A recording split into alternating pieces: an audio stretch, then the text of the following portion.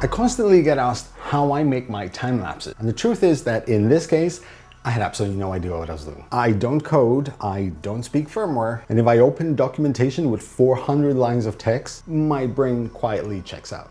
But somehow I got the GPIO Hackerboard to do awesome time lapses.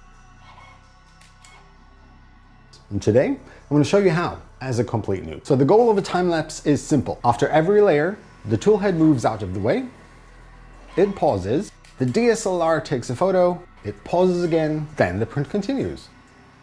Stitch those photos together and you get that awesome effect of things being printed out of thin air.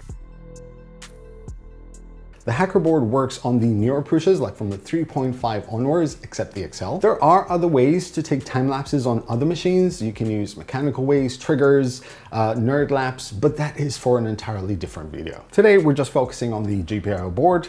Baby steps. Now, before we go further, what is the GPIO Hackerboard from Prusa? In simple terms, it's an expansion board that lets your Prusa send electrical signals out into the world. It can turn things on and off based on G-code. That could be lights, relays, motors, but in our case, it's going to trigger a DSLR camera for time lapses. Inside the box, you get the GPIO board, connection cable, a sticker for a serial number. That's basically it. Installation is very easy. You power off the printer, you open the rear mainboard cover, plug one end of the cable into the dedicated connector on the mainboard, plug the other end into the Hackerboard. I myself printed this new housing from Printables to keep things clean, closed everything up. Then you can just plug in your mini jack into the GPIO board with the other end going into DSLR. A small green LED will show you that everything's working fine.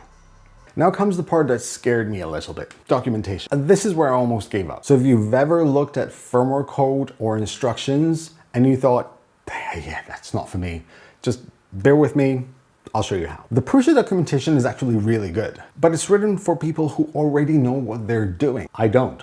So I need to translate. Someone who can translate all of that into Noobish, you know, my native language. Enter ChatGPT.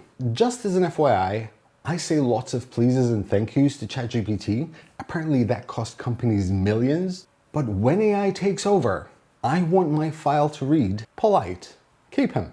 Here's something important. If you just paste a link to the Hackerboard instructions, ChatGPT might interpret it differently. So you have to specifically tell him, please use the web tool to open and read this URL and base your answers strictly on its content. That part matters. Otherwise, you risk getting outdated commands, which happened to me, and it gave me older modeling code. Lesson learned. I also added ELI 5, which means explain like I'm 5, i.e.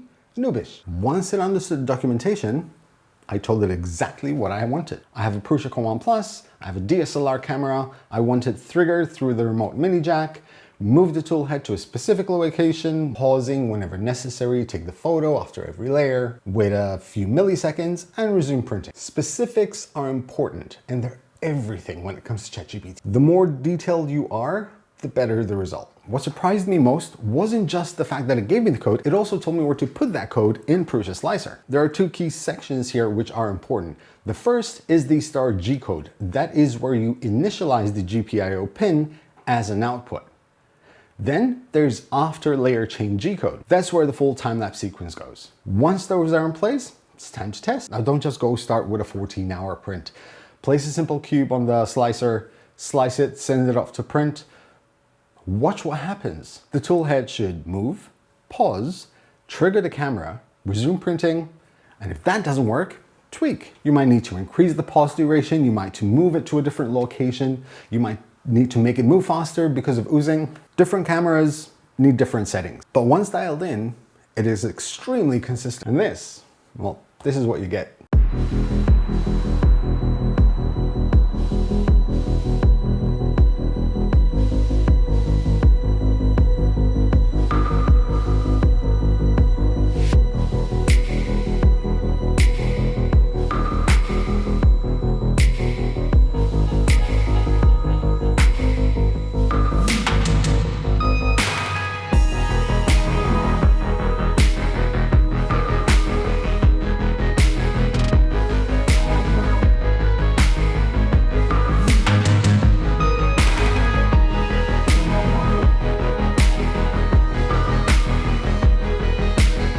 As for how to get the perfect time lapse, well, that's a whole different bag of tricks, which is a whole episode in itself. It includes slicer tricks like print priority, tool head positioning, camera positioning, lighting, all kinds of things. If you're wondering, for that really nice panning shot, I use my Sharp Nano slider, but there are also tricks you can use in post-processing to give you sort of a similar effect. If you want that video, let me know. Now, the cool part is that time lapses are just one thing the GPIO board can do. You could trigger relays, you could control lighting, motor, automate the ventilation. Theoretically, you can also have it make you coffee after the first print in the morning is finished. That's peak engineering right there. I haven't explored any of it yet. This was just the start. I'm still learning, I'm still noobing. And that's it. No coding experience, no firmware wizardry, just plain old good instructions. And a lot of please and thank yous, of course. If you've got any realistic ideas that I can do with this, I do have a few of my own. But if you have some, make sure to drop them in the comments. That is it for today. Thanks for watching, and as always, happy making.